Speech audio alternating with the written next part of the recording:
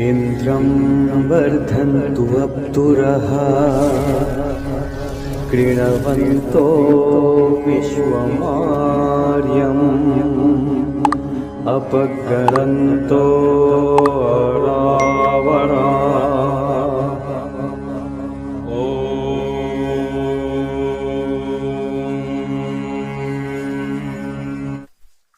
धर्म प्रेमी सज्जनों एवं आर्य बंधुओं, आज मैं आपके समक्ष फिर से उपस्थित हुआ हूं एक और नए विषय को लेकर के। और आज का विषय बहुत ही गंभीर है। आज हम वर्णाश्रम के विषय में चर्चा करेंगे। तो वर्णाश्रम क्या चीज है वो तो उसके से पहले मैं कुछ बातें बता दूं। गुज़िश्ता कई महीनों से या कई समय से हम ये देख रहे हैं कि समाज में बड़ी भ्रांतियां फैलाई जा रही है। बहुत प्रकार से समाज को एक प्रकार से इलॉजिकल दिशा में धकेलने का प्रयास किया जा रहा है, अतार्किक बनाया जा रहा है और रूढ़िवादिता की तरफ हमारे सनातन समाज को लेकर के जाया जा रहा है। तो मैं ये अपना दायित्व एवं कर्तव्य समझता हूं कि जो सनातन के ऊपर जो आक्षेप लगाए जा रहे हैं, XYZ कोई भी लगा रहा है कि भाई सनातन धर्म में तो जातिवाद है, सनातन धर्म में कृष्ण जी जो है वो अधर्म करते हैं, सनातन धर्म में स्त्रियां वेद नहीं पढ़ सकते, इन आदि विषयों को जो सनातन धर्म को बदनाम करने का प्रयास कर रहे हैं, जो आक्षेप मुसलमान हम पर उठा रहे हैं, ईसाई हम पर उठा रहे हैं, और हम पर जो आक्षेप मुसलमान, ईसाई और नास्तिक हम पर जो आक्षेप उठा रहे हैं, उसी आक्षेपों को प्रबल करने का कार्य किया जा रहा है। कुछ समय से यह देख रहे हैं। इससे पहले कुछ बात मैं ये अर्ज करना चाहता हूं कि हमारा यही मिशन है कि भाई सनातन धर्म में किसी भी प्रकार की कोई कुप्रथा और कोई गलत बात नहीं है। सनातन धर्म इन सब चीजों से पाक है, पवित्र है। अभी कुछ दिनों पहले ही मैंने एक वीडियो देखा जहां एक महाशय जाकर के वो एक मुस्लिम चैनल में जाकर के बोल रहे हैं कि वो श्री कृष्ण जी लीला के आधार पर ये सारी चीजें कर सकते हैं, इसमें कोई दोष नहीं है। तो सामने से क्या जवाब दे रहे हैं बंदे, यानी लीला के नाम पे तुम अधर्म भी करवा रहे हो अपने महापुरुषों से, ये सामने से जवाब आ रहा है बार बार। हाँ, अगर ये कहा जाए कि जैसे हमारे भाई फरमा रहे हैं लीला है, उन्होंने एक शब्द बोला लीला। अगर रेप लीला है, फरेब और धोखाधड़ी लीला है, तशद्दुद लीला है, तो फिर पाप किस चीज का नाम है? फिर तो इसका मतलब है पाप नाम की कोई नहीं है। जिस धर्म में पाप को, गलती को लीला कहकर बचाया जाए वो धर्म नहीं है, बल्कि गलत किरदार का दिफा है। अगर खुदा खुद इखलाकी कवानीन तोड़ सकता है तो अपने मानने वालों से क्यों तकाजा करता है? और दूसरी चीज जो इन्होंने अर्ज की, उसका स्क्रिप्चुरल कॉन्स्ट्रक्ट 27 से उनको विग्रहवान धर्म सिद्ध कर रहे हैं। बताइए, अब वो लीला पुरुषोत्तम नहीं है। अगर वो धर्म के साक्षात स्वरूप होते भगवान, तो कई जगह उन्होंने जो है धर्म के बाहर जाकर के चीजें की जो मनुष्यों का धर्म है। और इसी तरीके से हमारे महापुरुषों को एक प्रकार से बदनाम करने का प्रयास जारी है। कहीं पे कोई सिद्धांत है, कहीं पे कोई दूसरा सिद्धांत लागू कर दिया जाता है। राम की बात आए तो राम पर वो नियम लागू करते हैं कि राम ऐसा नहीं कर सकते, वैसा नहीं कर सकते। राम के लिए, भगवान श्री राम के लिए कहते हैं कि भाई भगवान श्री राम को राम होने के लिए वो इस नियम के नीचे है कि वो कोई अधर्म नहीं कर सकते। बुद्ध साहब का मोक्षदायक होने के लिए वो इस नियम के नीचे है कि बुद्ध साहब माया मोह स्वरूप नहीं हो सकते। यानी ईश्वर पर नियम नहीं है ये भी कहते हैं और ईश्वर पर नियम लागू भी करते हैं। जब मतलब एक प्रकार से आप देखा जाए कि मतलब जहां अपने स्वमंतव्य की पुष्टि होती है वहां वो कहने लगते हैं कि ईश्वर पे कोई नियम लागू नहीं होता, और जहां अपने मंतव्यों की पुष्टि करनी होती है तो वहां वो कह देते हैं नहीं, ईश्वर पर यह नियम लागू होता है। वो अगर ईश्वर अगर मोक्षदायक होना चाहे तो वो इस नियम के नीचे है कि वो उसको सच्चिदानंद होना पड़ेगा। ये सब बातें वो रामपाल वाले क्या जानेंगे, या इस्कॉन वालों की भी इतनी बौद्धिक क्षमता नहीं है कि वो इन सब बातों को पकड़ सके। हम लोग पकड़ लेते हैं क्योंकि हमारे ऋषि मुनियों का कहना है यस्तर्केन अनुसंधन्ते सधर्म वेदेनेतर। हर बात को तर्क के कसौटी पे, दलील की कसौटी पे काटो, जवाब दे तो मानो, जवाब ना दे तो ना मानो। तो ऋषि दयानंद का मत भी यही था। ऋषि दयानंद जी महाराज ने भी यही कहा कि भाई जो धर्म है वो चमत्कार का नाम नहीं है। इसलिए एक आर्य विद्वान का भी यही वक्तव्य है कि मूर्खों के लिए जो इलॉजिकल बातें हैं वो धर्म है। और जो विद्वान है, विद्वानों के लिए विज्ञान सम्मत बातें ही धर्म है। और यही स्वामी जी महाराज का भी मत था, और यही स्वामी जी महाराज ने पूर्व के महर्षि गौतम से, महर्षि कपिल से, महर्षि व्यास जी महाराज से यही चीजों को उन्होंने लेकर के कंपाइल करके नास्तिकों के सामने उन्होंने दे मारा कि भाई जिसको तुम कह रहे हो कि ये धर्म है, ये धर्म की परिभाषा नहीं है। धर्म की परिभाषा है या तो अभ्युदय निश्चय सिद्धि ही सधर्म, जिसको धारण करने से लोक कल्याण हो एवं कैवल्य की प्राप्ति होती है वो धर्म है। धर्म ये नहीं कि किसी के चमत्कारिक वर्णन को कान से सुनने का नाम धर्म है, ये धर्म नहीं है। धर्म है अकर्तुम अकर्तुम का नाम, जिसको करे तो व्यक्ति कैवल्य की प्राप्ति करे, समाज में व्यवस्था बनी रहे, वो धर्म है। जिसको न करने से जो है समाज में भला हो और तुम मोक्ष को प्राप्त करो, वो भी धर्म है। तो एक तो ये बात आ गई कि महर्षि दयानंद सरस्वती जी महाराज वो चट्टान है जिन्होंने वेद विरोधियों को जो है ये काउंटर नैरेटिव पुश किया कि धर्म का मतलब चमत्कार नहीं है। ये तो पहली बात ये है कि हम सनातन समाज को हमें आगाह करना होगा कि हमारा सनातन धर्म के एक भी महापुरुष, एक भी भगवान, हमारे सनातन धर्म के जो हीरे हैं उनमें एक भी लेश मात्र का कोई भी एडल्ट्रेशन नहीं है।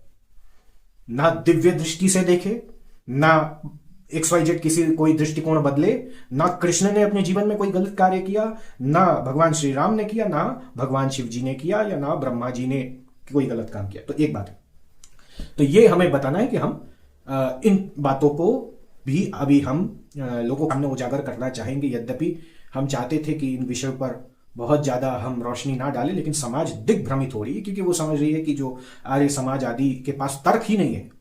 आर्य समाज आदि जब तर्क करना शुरू करेंगे तो फिर जवाब नहीं देना, क्या देंगे वो भी समझ में नहीं आएगा। ठीक है, यानी प्रश्न का जवाब हाँ देना है या ना देना है। हाँ देंगे तो फंसेंगे, ना देंगे तो फंसेंगे। तो ये एक बात है। तो अब यहां पे जो आज का विषय है वो है वर्णाश्रम। तो वर्णाश्रम क्या चीज है? व्हाट इज वर्णाश्रम? देखिए, सनातन धर्म में, वैदिक व्यवस्था में वर्ण और आश्रम को बहुत ही इंपॉर्टेंट माना गया है।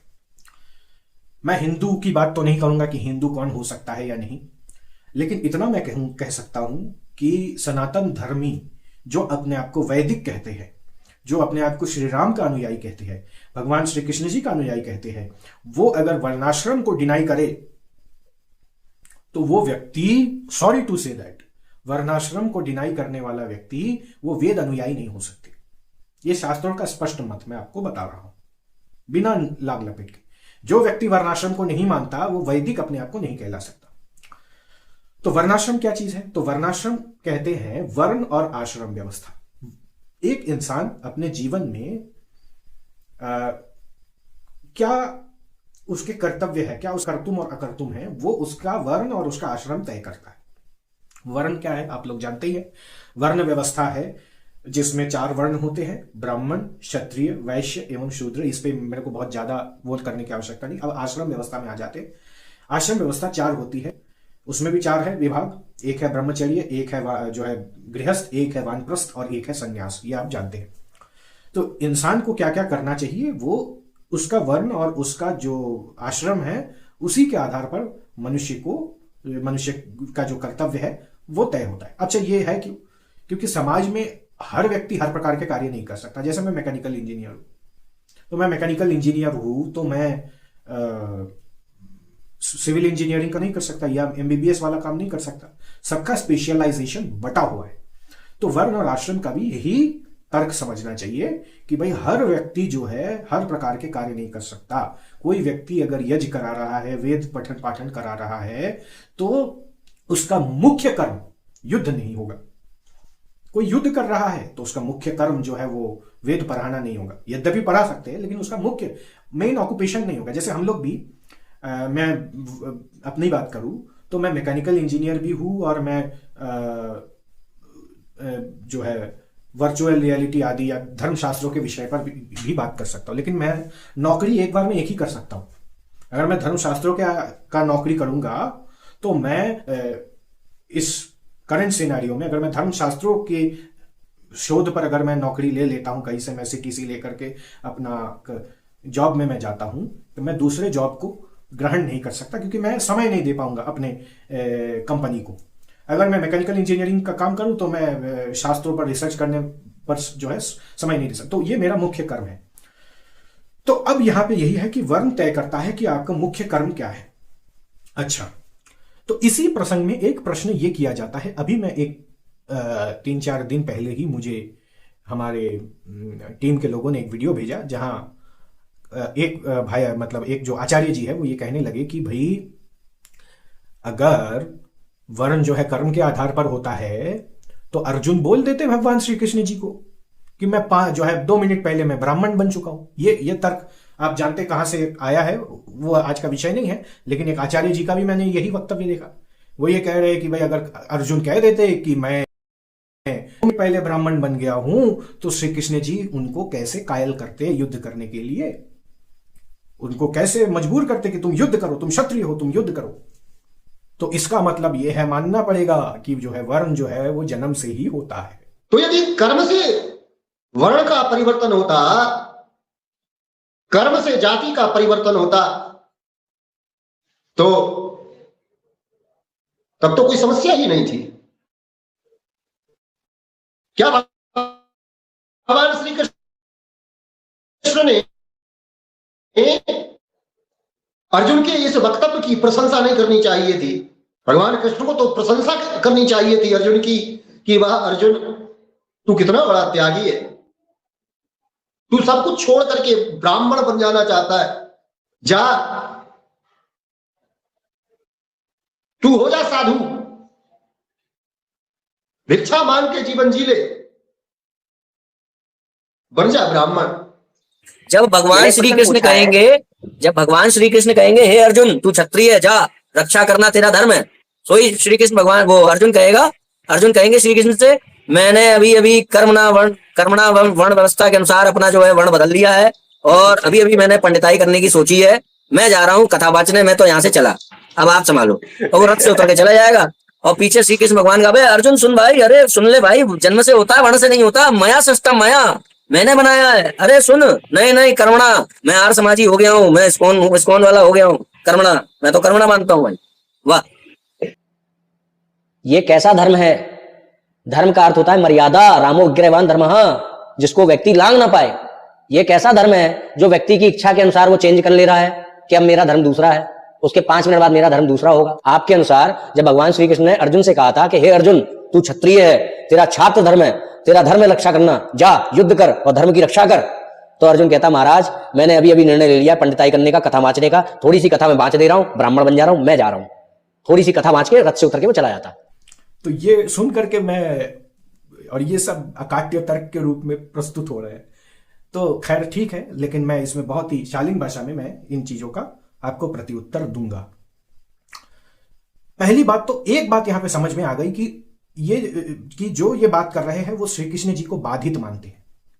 वो ये मानते हैं कि श्री कृष्ण जी, अर्जुन जी अगर ये तर्क देते तो श्री कृष्ण जी इस तर्क को काटने में असमर्थवान होते, बाधित हो गए।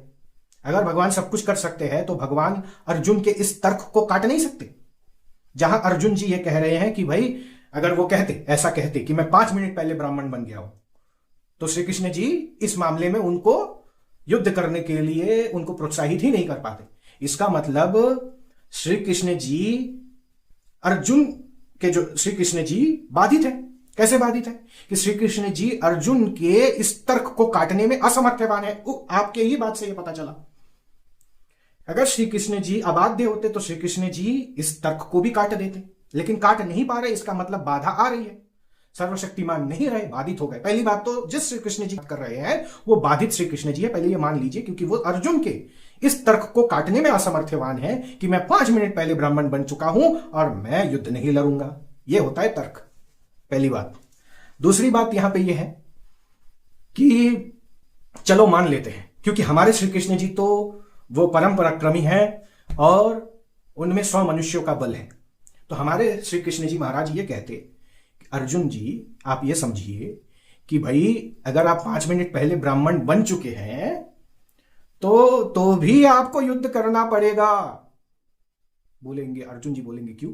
बोलेंगे भाई तुम्हारे गुरु जी कर रहे हैं ना अधर्म के पक्ष से युद्ध, कुलगुरु कृपाचार्य जी कर रहे हैं ना अधर्म के पक्ष से युद्ध। भाई द्रोणाचार्य जी ब्राह्मण होकर के युद्ध कर रहे हैं, किनके पक्ष से? कौरवों के पक्ष से। द्रोणाचार्य कुलगुरु कृपाचार्य जी ब्राह्मण होकर के युद्ध कर रहे हैं शत्रु के शिविर से। भाई तुम्हारे कुलगुरु, तुम्हारे शिक्षा गुरु, ये दोनों ब्राह्मण होकर के युद्ध कर रहे हैं और तुम 5 मिनट पहले ब्राह्मण होकर के मुझे इस चीज को बताना चाह रहे हो कि मैं युद्ध नहीं करूंगा। बड़ा अजीब लॉजिक है। तो भाई वही अर्जुन जी वहां उत्तर नहीं दे पाते कि ये बात तो सही है, मेरे गुरु जब ब्राह्मण होकर के युद्ध कर सकते हैं तो मेरे गुरु को ही फॉलो करके, मैं परंपरा को ही तो फॉलो कर रहा हूं, अपने गुरु की परंपरा को फॉलो करके मैं भी ब्राह्मण बन गया हूं, तो मैं भी युद्ध करने में मेरा भी कोई बाधा उत्पन्न नहीं होगा शास्त्रीय तौर पर।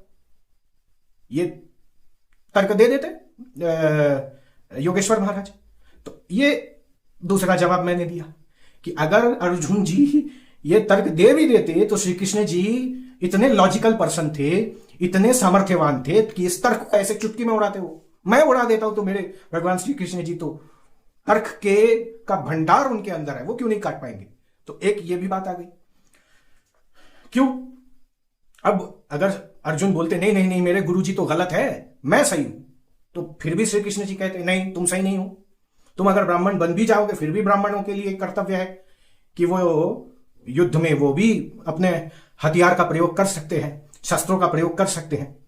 तो जो है अर्जुन जी पूछते कहां लिखा हुआ है? तो यहां लिखा हुआ है, मनुस्मृति में लिखा हुआ है, अध्याय 8 के 348 नंबर श्लोक में क्या लिखा गया है कि यहां बताया गया है अपनों की रक्षा के लिए अथवा धन गौ आदि की रक्षा के लिए युद्ध करने का प्रसंग हो, उसी प्रकार जब स्त्रियों और ब्राह्मणों की रक्षा के लिए आवश्यक हो तब द्विजातियों को शस्त्र ग्रहण करना चाहिए। ऐसे समय धर्मतः हिंसा करने में कोई दोष नहीं।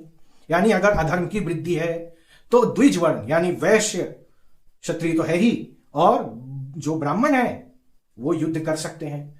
तो अगर अर्जुन जी ये तर्क देते कि भाई ये शास्त्रों में निषेध है, तो तब भी श्री कृष्ण जी उनको मनुस्मृति से बता देते नहीं शास्त्रों में निषेध नहीं है। अधर्म के होने से ब्राह्मण जो है, ब्राह्मण अगर उसका संहार ना करे तो दोषी है।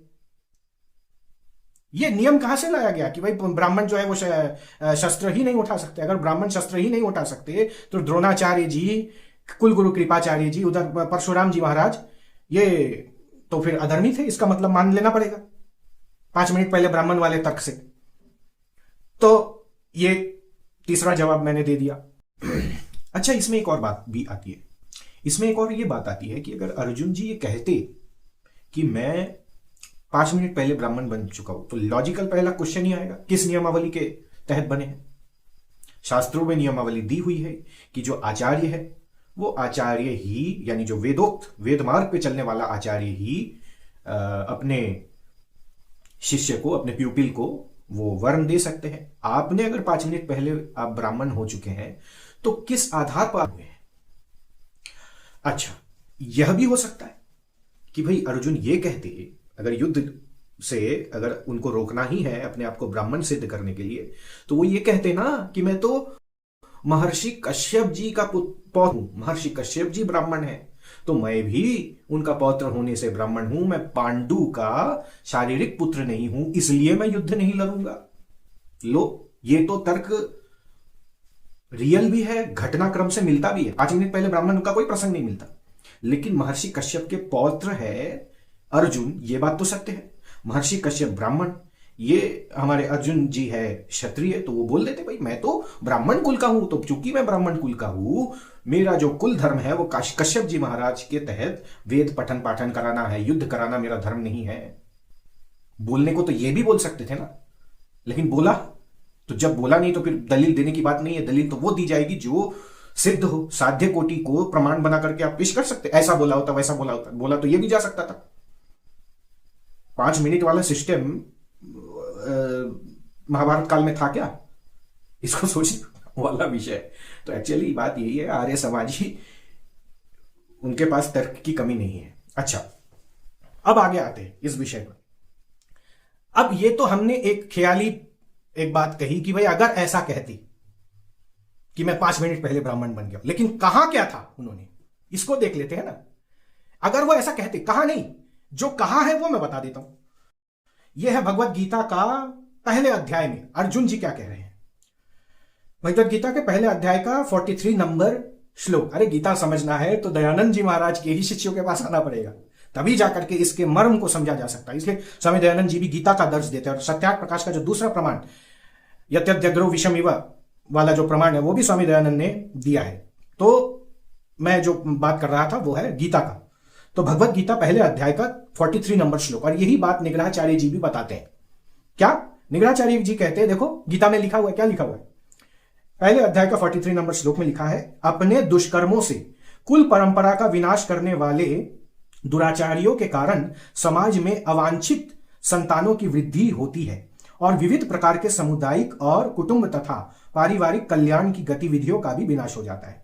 यानी कुल परंपरा का जो अगर विनाश हो जाता है तो समाज में इलेजिटिमेट चाइल्ड जन्म लेता है। ये कौन कह रहे हैं? अर्जुन जी। हे जनार्दन, अब देखिए ध्यान से सुनिए, हे जनार्दन मैंने गुरुजनों से सुना है, ये वही बात गुरुजनों से सुना है अर्जुन जी कह रहे हैं। अभी देखिएगा इसका क्या फग्गी वाला जवाब देते हैं भगवान श्री कृष्ण जी महाराज। हे जनार्दन, मैंने गुरुओं से सुना है कि जो लोग कुल परंपराओं का विनाश करते हैं वे अनिश्चित काल के लिए नरक में डाल दिए जाते हैं। मैंने गुरुओं से सुना है। गुरु वही वाला तर्क कि जो गुरु ने बोल दिया, गुरु ने जो समझा दिया वही मानेंगे। तो भगवत गीता में भी यही है कि भाई गुरु ने बोला है तो मैं मान रहा हूं, अर्जुन जी कह रहे हैं। फिर उसके बाद क्या कहते हैं, ओह कितने आश्चर्य की बात है, हम इस महापाप जन्य कर्म करने के लिए उद्यत है। राजसुख भोगने की इच्छा के प्रयोजन से हम अपने संबंधियों का वध करना चाहते हैं। यदि धृतराष्ट्र के शस्त्र युक्त पुत्र मुझ निहत्थे को रणभूमि में प्रतिरोध किए बिना मार देते हैं, वही है यह मेरे लिए श्रेयस्कर होगा। ये वहां पे जो है अर्जुन जी कह रहे हैं, वही कुल धर्म शाश्वत वाला प्रमाण है कि भाई कुल धर्म तो शाश्वत होता है, मैं कुल धर्म के विरुद्ध में कैसे जा सकता हूं, और कुल धर्म के विरुद्ध में जाऊंगा तो मैं निश्चित ही मैं नरक में जाऊंगा। यही जो अर्जुन जी का तर्क है, आज भी मुआशरे में कई लोग ये देते हैं। अब इसका जवाब क्या देते हैं? अब ये पहला अध्याय का 43 से लेकर के 46 तक मैंने सुना है। अब गीता में भगवान श्री कृष्ण जी इसका जवाब क्या दे रहे हैं, ध्यान से सुनिए। भगवत गीता दूसरे अध्याय का मैं दूसरा श्लोक पढ़ रहा हूं, आप पूरा पढ़ लीजिएगा। भगवान श्री कृष्ण जी महाराज ने कहा, मेरे प्रिय अर्जुन, इस संकट की घड़ी में तुम्हारे भीतर यह विमोह कैसे उत्पन्न हुआ? यह सम्माननीय लोग के अनुकूल नहीं है। इससे उच्च लोगों की प्राप्ति नहीं होती, अपितु अपयश प्राप्त होता है। यानी जो तर्क दे रहे थे कि मेरे गुरु ने कह दिया है, मेरे गुरु ने कहा है कि भाई कुल परंपरा के विरोध में नहीं जा सकते, श्री कृष्ण जी ने एकदम फक्की वाला जवाब दिया है कि भाई जो तुम कह रहे हो ये सम्माननीय लोगों के अनुकूल नहीं है, इससे उच्च लोगों की प्राप्ति नहीं होती। यानी जो तुम कह रहे हो उससे उच्च लोगों की प्राप्ति नहीं होती है। आगे सुनिए, हे पार्थ, तुम्हारे भीतर इस प्रकार की नपुंसकता का भाव लाना तुम्हें शोभा नहीं देता। अब देखिए नपुंसक को लेकर के बहुत सारे ऐसे कहते हैं कि भाई नपुंसक जो है गाली है, तो ये आप देख सकते हैं कि भगवान श्री कृष्ण जी की भाषा शैली क्या है। ठीक है, अगर नपुंसक किसी को कहा जाए वो भी शास्त्रों के आधार पर, तो अगर वो गाली है तो ये तो शास्त्र में गाली बोली जा रही, तथाकथित गाली नहीं है, ये तो समझाने का एक प्रक्रिया है। तो जो लोग गाली समझते हैं वो तो पहले श्री कृष्ण जी पर फतवा लगाए कि हे पार्थ, हे पार्थ, अपने भीतर इस प्रकार की नपुंसकता का भाव लाना तुम्हें शोभा नहीं देता। यानी ये जो गुरु धर्म कुल धर्म का जो दुहाई दिया, इसको नपुंसकता कह करके भगवान श्री कृष्ण जी ने त्याग दिया। हे शत्रु विजेता, हृदय की तुच्छ दुर्बलता का त्याग करो। इसको जो पहले अध्याय में जो अर्जुन जी ने जो सारी बातें कही, उसको क्या कह दिया? तुच्छ दुर्बलता का त्याग करो और युद्ध के लिए तैयार हो जाओ। यानी पहले अध्याय में जो गुरु कुल परंपरा आदि का जो पूरा उन्होंने तर्क दिया था, उसका भगवान श्री कृष्ण जी ने 3 शब्दों में ही निपटा दिया, नपुंसकता कह करके निपटा दिया, हृदय की तुच्छ दुर्बलता कह करके निपटा दिया, और हृदय के भीतर विमोह कह करके उसको खारिज कर दिया, अर्जुन के दलील को खारिज कर दिया। तो मैंने 5 मिनट पहले ब्राह्मण बन गया हूं, अगर ऐसा कहते, वो कहा नहीं, जो कहा है वो मैं बता रहा हूं कि भाई कुल परंपरा, ये वाली बात कही है, कुल परंपरा गुरु ने कहा है, मेरे बात गुरु की बात प्रमाणिक है, उसको श्री कृष्ण जी ने 2 मिनट में खारिज कर दिया। यह होता है तर्क। अब आगे देखते हैं। अच्छा, अगर यही बात होती कि भाई कुल परंपरा को ही, या जो व्यक्ति जन्म से किसी वर्ण को धारण किया है वो मरण पर्यंत तक वही धर्म जो है, धर्म को ही, उसको उसी बात को ही फॉलो करना है, तो भगवान श्री कृष्ण जी क्यों कह रहे सर्वधर्मान परित्याज्य मामेकम शरणम व्रज, सारे धर्मों का परित्याग करके मेरे शरण में आओ। अगर वर्णाश्रम बदल ही नहीं सकता, आश्रम को तो आप भी मानते हैं कि बदलता है, इस पर मैं एक और बात कहूंगा कि आश्रम तो बदल सकता है लेकिन वर्ण नहीं बदल सकता। मतलब आप सोचिए कैसे दो प्रकार की बातें हैं, दो अलग अलग मापदंड है। वर्णाश्रम में जो आश्रम है वो तो बदल सकता है मनुष्य के जीवन में, वर्ण नहीं बदल सकता। अच्छा, तो जो सर्वधर्मान परित्याज्य मामेकम शरणम व्रज में सारे धर्मों का परित्याग करके मेरे शरण में आओ, अगर वर्ण का जो वर्णोचित जो धर्म है वो मनुष्य के जीवन में बदल ही नहीं सकता, तो फिर भगवान श्री कृष्ण जी इनको त्याग करने को क्यों कह रहे हैं? इस प्रश्न का जवाब दे दे कोई। भाई जब वर्ण बदलता ही नहीं है तो भगवान श्री कृष्ण जी सारे धर्म का परित्याग करने क्यों कह रहे हैं?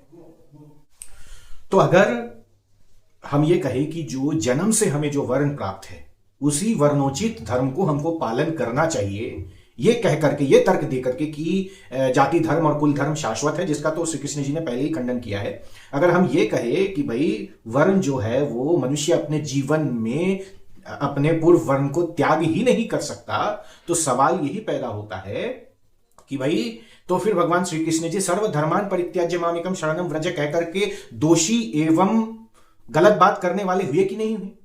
कि भाई तुम्हारा जो जन्मना वर्णोचित वर्ण है उसको वो परित्याग कर सकते हो तुम, क्योंकि सर्व पद से सारे धर्मों का ग्रहण हो जाता है।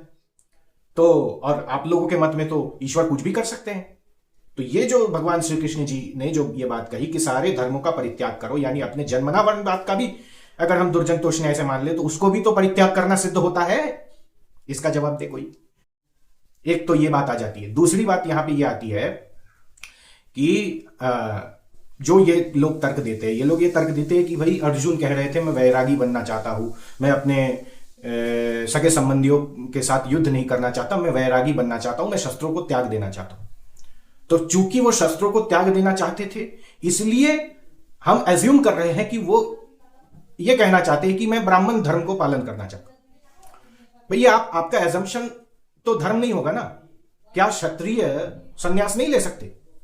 भाई अगर अर्जुन को यही कहना होता कि मैं जो है हथियार को त्यागना चाहता हूं, मैं जो है शस्त्रों को त्यागना चाहता हूं, और वहां पे जब वो वैराग्य का उदाहरण दे रहे हैं कि भाई मैं वैरागी बनना चाहता हूं, मैं छात्र धर्म का त्याग करना चाहता हूं, तो वो तो ब्राह्मण को तो फिर भी मैंने आपको दिखा दिया कि वो उनको युद्ध करना पड़ेगा। संन्यास तो क्षत्रिय भी ले सकते हैं। तो ये जो वैराग्य वाला पॉइंट है ये तो वर्ण बदलने का पॉइंट है ही नहीं, ये तो आश्रम बदलने का पॉइंट है कि भाई मैं अभी जिस गृहस्थ आश्रम में हूं इसको त्याग करके मैं संन्यास आश्रम में जाना चाहता हूं। यहां तो वर्ण बदलने का कोई पॉइंट ही नहीं है, क्योंकि वर्ण अगर ब्राह्मण बन करके वो वर्ण बदल भी लेंगे तो भी परशुराम आदि आप्त पुरुषों का प्रमाण दे करके उनको युद्ध के लिए सज्ज किया जा सकता है। लेकिन यहां जब वैराग्य की बात आ रही है तो वैराग्य तो ब्राह्मण की बात वहां है ही नहीं, वहां तो आश्रम व्यवस्था बदलने की बात है। और आश्रम व्यवस्था तो आपके मत में भी बदलता है, लेकिन आश्रम व्यवस्था बदल सकती है इंसान के जीवन में, वर्ण नहीं बदल सकता। यह दोहरा मापदंड आप देखिए, ये दोहरा मापदंड नहीं है, सिंपल सा लॉजिक है ना। अच्छा, इसमें एक और तर्क आ जाता है। देखिए भगवान श्री कृष्ण जी की बात मैं बता रहा हूं। इसमें जैसे अर्जुन है, अर्जुन किनके पुत्र है? अर्जुन पुत्र है भगवान इंद्र के। अभी मैं एकदम जो दोनों पक्ष मानते हैं वही बात बता रहा हूं। अर्जुन पुत्र है इंद्र के, और इंद्र किनके पुत्र है? तो अर्जुन पुत्र है भगवान इंद्र के। इंद्र किनके पुत्र है? महर्षि कश्यप जी महाराज के। अब थोड़ा सोचने वाली बात है, अगर वर्ण जन्म से होता तो कश्यप का पुत्र, कश्यप का पौत्र जो कश्यप ब्राह्मण है उनके पौत्र किस प्रकार से क्षत्रिय हो रहे? इसका कोई जवाब दे दे। जबकि पांडु के शरीर से, पांडु के वो शरीर के अंग नहीं थे अर्जुन, पांडु के शरीर के अंग ना नहीं है, फिर भी वो क्षत्रिय कहलाए जा रहे हैं। और महर्षि कश्यप के पौत्र है अर्जुन, महर्षि कश्यप ब्राह्मण, उनके पौत्र क्षत्रिय कैसे जन्म ले रहे हैं? इसका कोई जवाब दे देना मेरे को। अब यहाँ पे क्या जवाब देंगे, नहीं नहीं वो तो देवताओं की बात है। वो मैंने अभी एक हमारे पंडित जी है, वो एक मैं नाम भूल रहा हूँ, वो उन्होंने शास्त्रार्थ भी किया था अभी कुछ दिनों पहले। उनका वक्तव्य सुना कि भाई वो देवताओं का जो बात है वो देवताओं की बातें प्रमाण नहीं है, देवता अयोनिज होते हैं। आपने द्रौपदी का उदाहरण दिया, ये ज्ञान होना चाहिए। अहल्या द्रौपदी तारा कुंती मंदु तैतरहा पंचकन्या स्मृत्यम महापातक नाशनम। ये कन्या हैं ये, और द्रौपदी तो अग्नि से प्रकट हुई है। उनकी तुलना आज सामान्य महिलाओं से दोगी आप? इनमें तो 5-5 पति होते हुए भी द्रौपदी में कन्यात्व धर्म है, वहाँ ये स्थिति है कहाँ? कैसे कि वो तो आग से पैदा होते हैं, तो कोई भूमि से पैदा हो रहे, माता सीता भूमि से जन्म लिया, तो उनका वेद अध्ययन प्रमाण नहीं है सामान्य लोगों के लिए। ये तर्क है, आप सोचिए, ये तर्क दिया जा रहा है। तो आप सोचिए कि भाई हमारे महापुरुषों की जीवनी ही हमारे लिए प्रमाण नहीं है। आप सोचिए, हमारी महापुरुष जो जिनको आप्त पुरुष कहा जाता है, जिनके वचनों को हम प्रमाण क्यों मानते हैं भाई? अगर उनका आचरण में दोष है तो उनके वचनों को प्रमाण क्यों मानेंगे हम? श्री कृष्ण जी अगर 100 झूठ बोल रहे हैं, गलत काम इत्यादि वो कर रहे हैं, तो उनके द्वारा प्रतिपादित होने वाला जो गीता है वो प्रमाण कैसे है? इसका कोई हमको उत्तर तो देना। जो ब्रह्मा जी केतकी के फूल को इंगित करके कह रहे हैं कि केतकी के फूल से पूछ लीजिए कि मैंने जो ज्योतिर्लिंग का अग्रभाग देख लिया, तो वहां पे ब्रह्मा जी को भी भगवान व्यास जी महाराज ने उसमें भी उन्होंने वही नपुंसकता वाला शब्द ही उन पर लागू किया है। खैर वो मैं नहीं जा रहा उसमें। तो अगर ब्रह्मा जी झूठ बोल सकते हैं केतकी वाले फूल वाले प्रसंग में, जो सृष्टि का प्रारंभ में जो केतकी फूल वाला प्रकरण है, तो ब्रह्मा जी आकर के इसमें वाल्मीकि रामायण में झूठ क्यों नहीं बोल सकते कि मर्यादा पुरुषोत्तम श्री राम जी वो विष्णु के अवतार है? भाई वो तो झूठ बोले हुए हैं पहले, जो झूठा है उनको प्रमाण कैसे मान ले? हमारे ब्रह्मा जी प्रमाण है। देखिए, दो अलग अलग विषय है। एक, ब्रह्मा जी को हम प्रमाण मानते क्योंकि हमारे ब्रह्मा जी झूठ नहीं बोलते, ना उन्होंने केतकी वाला जो फूल वाला जो प्रसंग है हम उनको नहीं मानते। ब्रह्मा जी वेद के, चारों वेद के, इसलिए चतुर्मुखी कहा गया है उनको, चारों वेद के ज्ञाता है। हमारे कृष्ण जी वो उन्होंने अपने जीवन में कोई गलत काम नहीं किया। तो जब हम कहते हैं कि भाई ब्रह्मा जी झूठ बोल सकते हैं या बोल रहे हैं, तो हम कहते हैं कि भाई आपके द्वारा प्रतिपाद्य, हम नहीं मानते इसको। हमारे तो श्री कृष्ण जी बहुत ही पवित्र है, उन्होंने जीवन में किंचित मात्र भी एक भी गलत काम नहीं किया, और इसी कारण से आर्य विद्वान ने अपने गर्दनें कटवाई है। ये सब पीड़ा होती है हमको सुन करके। अभी मैं नाम नहीं लेना चाहता, एक व्यक्ति गए थे आमिर हक साहब के स्ट्रीम में, जाकर के वहां बोल के आए भाई ये लीला के आधार पर ये कर सकते हैं। ये जवाब देंगे हम? वो लीला मानते हैं वो लोग? नास्तिकों को लीला का जवाब देंगे हम लोग? कैसी बात करते हैं यार। तो ये तो हमने तर्क दे दिया वर्णाश्रम के विषय में, इन तर्कों का कोई जवाब दे। ठीक है, अगर हमारे महापुरुष प्रमाण है ही नहीं, कैसे करके नकार देते? आप सोचिए भाई, वो तो आग से पैदा हुए, वो तो मछली के पेट फाड़ करके, ये दलील है। अगर द्रौपदी आग से जन्म लिया, आग से उनकी उत्पत्ति हुई, तो क्यों उनके चीरहरण पर इतना बड़ा युद्ध लड़ना पड़ा? वो तो मनुस्मृति का नियम तो उन पर लागू होता ही नहीं है। जब मनुस्मृति का नियम लागू नहीं होता, तो आग से उत्पन्न होने के बाद एक स्त्री के सतीत्व की रक्षा करनी चाहिए। यह बात पता कहां से चली 5 पांडवों को? मैंने कुछ भी बोल देंगे तो मान लिया जाएगा थोड़ी, इसको तार्किक कोई विश्लेषण होना चाहिए ना, समझने वाला प्रयास कीजिए। और ये साधारण लोग बात पकड़ नहीं पाते, जिनका थोड़ा बौद्धिक स्तर, वो ये रामपाल वाले क्या जानेंगे इन सब चीजों को? रामपाल वाले भी नहीं पकड़ पाएंगे। इस्कॉन में मैं रहा हूं, उनका शास्त्र का उनका जो वो है, हालांकि उनमें भी विद्वान है, लेकिन उतना जो तार्किक विषय, उनका दर्शन भी ऐसा है, वो उनका पुराणों के आधार पर पूरा दर्शन उनका खरा है। तो एक बात को पकड़ेंगे तो दूसरी बात फंसेगी वहां पे। आप दर्शन, पुराणों से दर्शन निकालेंगे तो फिर अलग अलग पुराणों के आधार पर आपकी दर्शन कटेगी। एक पुराण को मानेंगे दूसरे पुराण से आपकी दर्शन कट जाएगी। तो इन चीजों को समझने वाला विषय है कि रामपाल वाले नहीं कर पाएंगे ये, ना ही ये इस्कॉन वाले और ब्रह्मा कुमारी तो छोड़ ही दीजिए, उनका शास्त्रों से उनका लेना देना है नहीं। और आर्य विद्वानों में भी बहुत, अभी तो पूरा एक उसमें एक आरएसएसवाद अंदर घुसा हुआ है, तो बहुत लोगों को सत्यार्थ प्रकाश भी नहीं पड़ा, स्वामी दयानंद की बातें भी नहीं पढ़ते, और फिर वही बातें हैं। तो स्वामी दयानंद की विचारधारा को जानना होगा। मैंने अपने जीवन में मैं ऐसा नहीं हूं कि स्वामी दयानंद के मत को मैं पूरा ही फॉलो कर रहा हूं, बहुत जगह मैं फॉलो नहीं कर पाता, लेकिन सिद्धांतों को लेकर के कोई कॉम्प्रोमाइज मैंने आज तक नहीं किया। हाँ, मैं बोलूंगा मैं गलत हूं इस विषय में, लेकिन मेरा सनातन धर्म दयानंद जी द्वारा जो वैदिक विचारधारा को मॉडर्न जमाने में खुल करके जो वैदिक विचारधारा का उन्होंने प्रचार किया वो अकाट्य है, उसको कोई भी दलील की दुनिया में नहीं काट सकता, लेकिन वो दलील वाला भी होना चाहिए वैसे। तो हम लोगों का ये प्रयास है, स्वामी दयानंद जी महाराज की बात है कि जो भी बात सत्य है उसको ग्रहण कर लो, चाहे कहीं से भी हो। सत्य का ग्रहण करना, असत्य का परित्याग करना मानव मात्र का मुख्य उद्देश्य है। मानव अपनी हठधर्मिता के कारण सत्य को अगर त्याग दे तो वो व्यक्ति कभी भी यश को प्राप्त नहीं कर पाएगा, अपयश की ही उसकी प्राप्ति होगी। तो आज मैंने दलील से इस बात को क्लियर कर दिया कि अगर अर्जुन जी कहते कि मैं 5 मिनट पहले ब्राह्मण बन जाता तो फिर कैसे हमारे परम पराक्रमी लॉजिक में परिपूर्ण भगवान श्री कृष्ण जी कैसे जवाब देते। हाँ, अलग बात है उनके यहां भगवान श्री कृष्ण जी बाधित है, तो बाधित ईश्वर जवाब नहीं दे पाते तर्कों का। हमारे श्री कृष्ण जी परम पराक्रमी है, इसलिए वो जवाब दे पाते। इसका क्या जवाब देते मैंने आपको बता दिया। इन्हीं शब्दों के साथ मैं अपने वाणी को यही विराम देता हूं। ये वीडियो अच्छी लगे तो लाइक कीजिए, कमेंट कीजिए, शेयर एवं सब्सक्राइब करना ना भूलना। अपने दोस्तों तक हमारी बातें पहुंचाते रहिए, समाज में भ्रांति ना फैले। हम ऐसी ही एक सीरीज में और निर्भय जी, क्योंकि ये काम बहुत लोग ये कह करके छोड़ते, मैंने बहुत लोगों से बोला कि इस पर आप थोड़ा बताइए, लेकिन बोले भाई उन लोगों का को जवाब देना वो नहीं, उनकी भाषा शैली वैसी अच्छी नहीं है। तो लेकिन फिर भी मैंने बोला भाई भाषा शैली अच्छा, आप अच्छे भाषा में जवाब दो ना, उनको कौन मना कर रहा है, अच्छे भाषा में जवाब दो।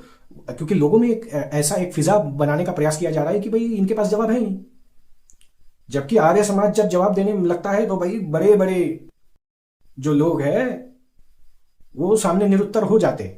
आपने मुस्लिम लोगों को देखा ही है, वो सामने टिक नहीं पाते, एक सवाल में उनका सारा मत धराशायी हो जाता है।